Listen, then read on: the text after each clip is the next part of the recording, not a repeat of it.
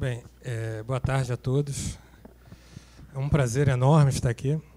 Queria registrar, em primeiro lugar, o meu pesar de não ter podido participar de todo o evento, até porque era um tema que me interessava muito, mas eu não sei se é do conhecimento de todos, mas o Tribunal de Justiça, na atual administração, baixou uma norma de que o juiz só pode se afastar por 10 dias ao ano para frequentar cursos, ou palestrar ou assistir a cursos. E aí se dá razão a uma nota que foi publicada num jornal aqui do Rio de Janeiro, que tinha a seguinte epígrafe: julgo, logo não estudo. É algo sensacional. Como eu já tinha assumido alguns compromissos anteriores e os 10 dias que eu tinha direito eu perdi em janeiro, eu passei o resto do ano tendo que fugir de vez em quando para falar ou assistir palestras. E atualmente eu tenho até muito mais vontade de assistir do que de falar. É um prazer enorme te rever, Edson. Assim, saudade de você, um grande companheiro que a gente acaba encontrando nessa caminhada. Agradecer o convite formulado pelo professor Lênio Streck. Talvez o professor Lênio não saiba da influência que tem na minha formação como jurista e na minha deformação como juiz. Uma vez, o Jean Bodin, salvo engano, ele comenta num livrozinho sobre filosofia hermenêutica, que perguntaram a Heidegger o que ele achava da hermenêutica filosófica. E o Heidegger teria dito: isso é coisa do Gadamer. Se perguntarem algum dia o que é a hermenêutica jurídica de viés filosófico aqui, a gente tem que dizer que isso é coisa do Lênio, que foi efetivamente a pessoa que teve aquela sacação, já a partir do Stein, trazer o giro hermenêutico, linguística Turner, para o campo do direito. Então, é um prazer ter sido teu aluno desde o mestrado, naquele projeto pioneiro do Nilo Batista, na Cândido Mendes, e depois no doutorado, e estar aqui hoje. Eu confesso que eu fui iludido pelo nome dado a essa mesa, a ideia de papos cruzados. Eu achei que fosse algo mais no campo do debate, do bate-papo, e me deparei com palestras excelentes dos dois que eu tive a honra de assistir aqui, e já fiquei inibido, porque eu tinha me preparado efetivamente para algumas provocações e alguma troca mais dialética na construção da fala. Bem, eu vou tentar fazer mais ou menos isso, pedir licença a todos, e até mais colocar algumas questões do que fornecer soluções ou impressões. Eu acho que esse evento ele serviu para nos dar, ou para deixar claro alguns consensos, e aqui pedindo perdão por utilizar a expressão consenso, que nesse caso não se opõe à verdade. Tá? Que consensos são esses? O primeiro é que a discricionariedade ela existe em um mal, eu diria que ela é contrária à própria ideia de Estado democrático de direito, um Estado marcado pela existência de limites, que vão desde os limites semânticos dos textos até limites de outras naturezas. Um outro consenso, além desse de que a discricionariedade é um mal, é o de que é necessário levar os direitos a sério naquela linha desenvolvida pelo Dworkin e pelo professor Arando. E é impossível levar direitos a sério diante desses espaços de discricionariedade que são encontrados e dessa desculpa que é utilizada pelo Poder Judiciário para dizer o que bem quer de qualquer coisa. Isso se torna ainda mais dramático numa realidade como a brasileira, na qual as escolhas que essa margem de arbítrio permite se dão em um contexto no qual o intérprete está inserido numa tradição autoritária. Isso adquire ares dramáticos na realidade brasileira. No campo do sistema de justiça criminal, onde eu atuo, isso significa sempre escolhas e não decisões, escolhas que optam pelo uso da força em detrimento do conhecimento. Eu vou pedir licença para tentar trabalhar essa questão da discricionariedade com um link com o meu objeto atual de pesquisa no pós-doutorado, que é a questão do fenômeno da dessimbolização. O que é isso? Cada vez mais os valores têm perdido importância.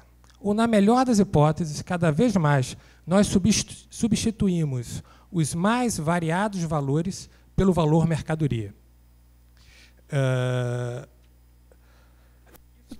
Isso que costuma ser atribuído ao excesso de capitalismo, né, o sucesso do capitalismo, que é, paradoxalmente, a sua crise, essa dessimbolização tem exigido que nós passemos a pensar os mais variados fenômenos de maneira diferente. Vou dar um exemplo, a ideia de sujeito.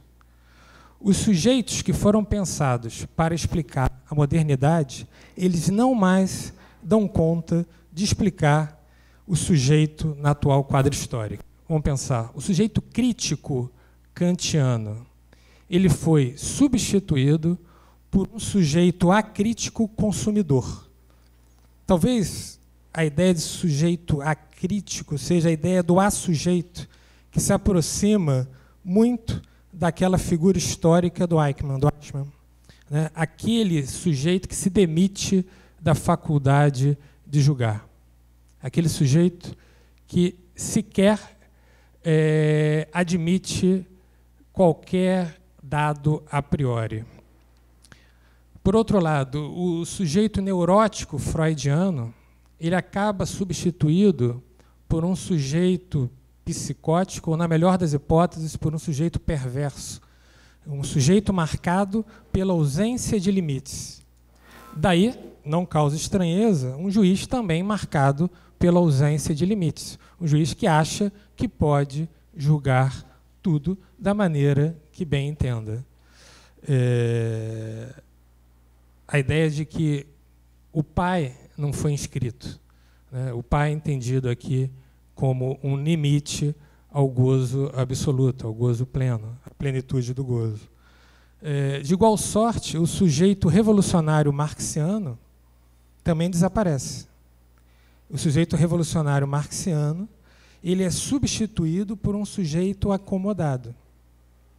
E, mais uma vez, puxando sardinha para um objeto mais próximo de observação, que é o poder judiciário, é desnecessário mencionar aqui o juiz que adere àquilo que o Zaffaroni chama de comodismo crônico na hora de julgar, que julga de acordo com os repertórios jurisprudenciais, porque é o mais fácil, e é também a garantia de que ele consegue uma promoção ou uma remoção por agradar ao pai tribunal.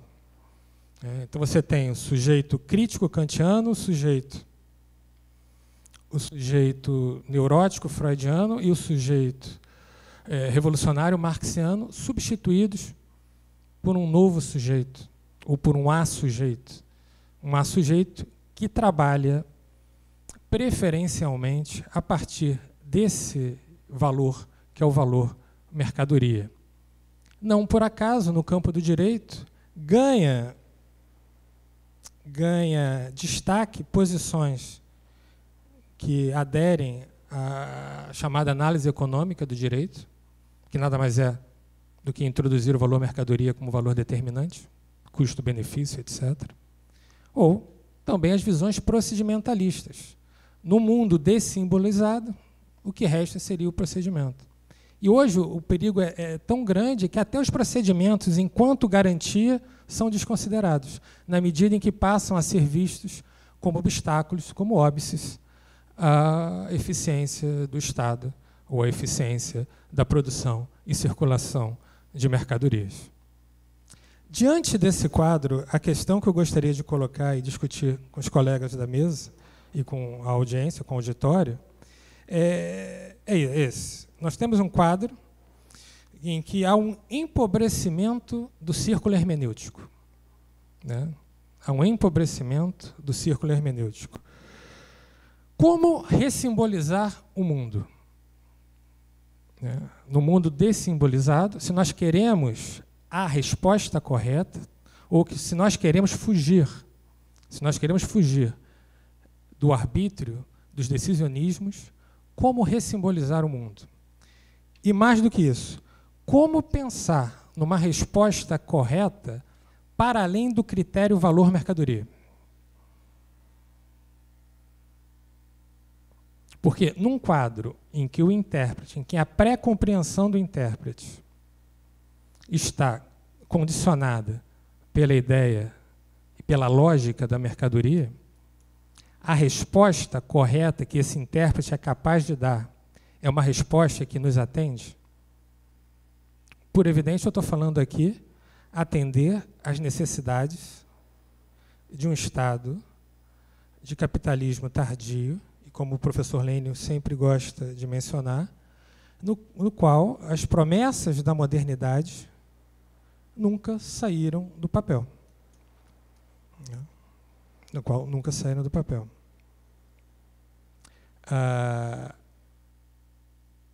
O que seria, então, necessário para essa ressimbolização do mundo e ressimbolização do direito?